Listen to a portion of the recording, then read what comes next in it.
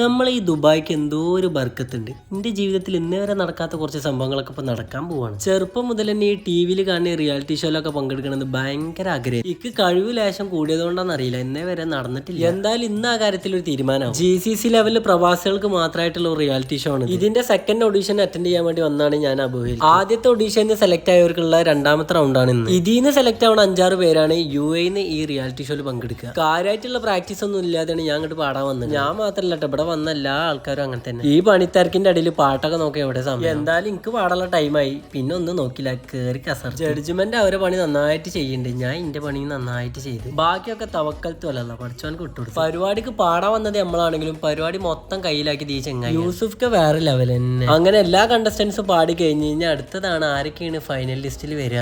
എനിക്ക് വലിയ പ്രതീക്ഷ ഒന്നും ഇല്ലെങ്കിലും ചെറിയ പ്രതീക്ഷ എവിടേക്കോ ഉണ്ടായിരുന്നു. അങ്ങനെ അവസാനം അതും അറിഞ്ഞ് എന്തോ ഒരു ഭാഗ്യത്തിന് ഞാനും അതിൽ പെട്ടിക്കണ്. ജനുവരിയിലാണ് ഇതിന്റെ ഫൈനൽ നടക്കുന്നത്. അപ്പൊ ബാക്കി കാര്യങ്ങളൊക്കെ അടുത്ത വീഡിയോയില്.